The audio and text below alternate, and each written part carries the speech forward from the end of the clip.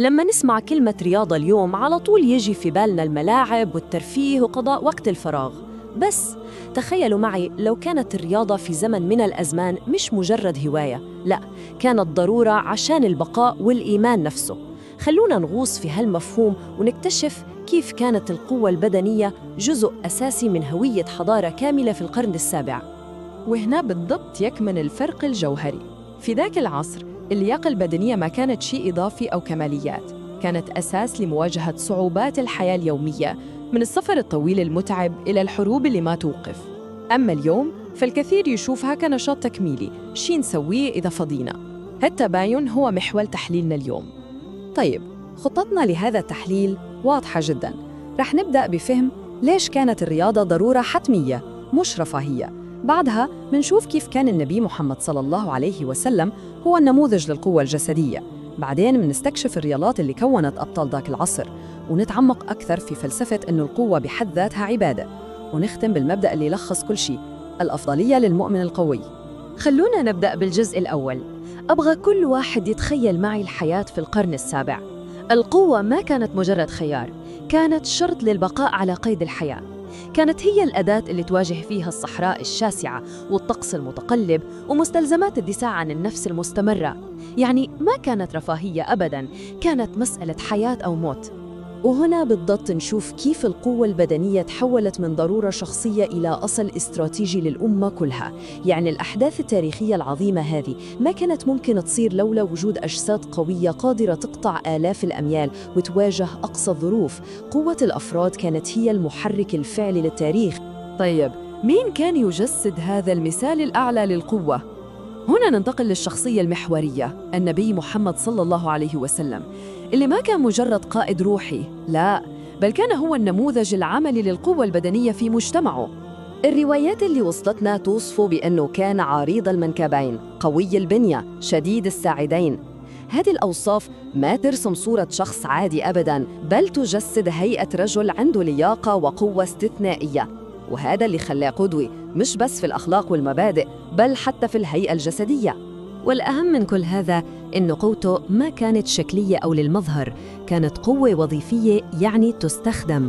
تجلت في حفر الخندق وهو في الخمسينيات من عمره، وفي حمله للحجارة الثقيلة عشان يبني المساجد، وفي تسلقه لجبال مكة الصعبة. قوته كانت جزء من حياته اليومية ومن أكبر التحديات اللي واجهها. القوة العملية هذه اللي جسدها النبي ما كانت حالة فردية خاصة فيه، بالعكس هي ألهمت ثقافة كاملة من اللياقة والقوة. ثقافة ظهرت في رياضات معينة كانت هي الساحة اللي يصنع فيها الأقوياء. طيب، إيش هي هذه الرياضات؟ نبدأ بالمصارعة، اللي هي الاختبار الحقيقي للقوة والمهارة. قصة مصارعته لركان أقوى رجل في مكة وهزيمته له مش مجرد حكاية عابرة، لا، هي إعلان واضح عن قيمة هذه الرياضة. ما كانت للمباهاة، كانت تدريب حقيقي على الاشتباك المباشر اللي تتطلب المعارك. وبعدها نجي إلى رفع الأثقال، أو ما كان يعرف بالربع، اللي هو اختبار للقوة الخام. ورواية علي بن أبي طالب هذه تبدو شبه أسطورية. يعني تخيلوا رجل يشيل باب حصن كامل ويستخدمه كدرع. هذا يوضح لنا بشكل مذهل أنه القوة ما كانت مجرد تدريب، كانت واقع يتشكل في ساحة المعركة نفسها. بس القوة ما كانت دايماً عنف وقتال. الجري مثلاً كان جزء من الحياة اليومية، وهذه القصة الشخصية اللطيفة تورينا كيف إن الحركة وخفة الجسم كانت جزء طبيعي ومحبوب من حياتهم، يضيف بهجة للعلاقات ويقوي الجسم في نفس الوقت. ولكن الرماية كان لها مكانة خاصة جداً. ما كانت مجرد مهارة مثل باقي المهارات، كانت هي تعريف القوة بحد ذاتها. جملة ألا إن القوة الرمي، هذا التصريح النبوي يوضح إن القوة مش بس قوة عضلات، بل هي قوة تركيز ودقة وصبر، وهذا هو جوهر القوة الحقيقية. وطبعاً جنباً إلى جنب مع هذه الرياضات كان فيه مهارات حيوية تانية، مثل السباحة اللي كانت ضرورية عشان الجيوش تعبر الأنهار، والفروسية اللي كانت فن الشجاعة والتوازن، والمسايفة اللي كانت لغة الحسم في المعارك. كل هذه المهارات مع بعضها هي اللي شكلت المقاتل والمؤمن المتكامل. تمام، بعد ما شفنا إيش كانوا يسوون، جاء الوقت نسأل السؤال الأهم: ليش؟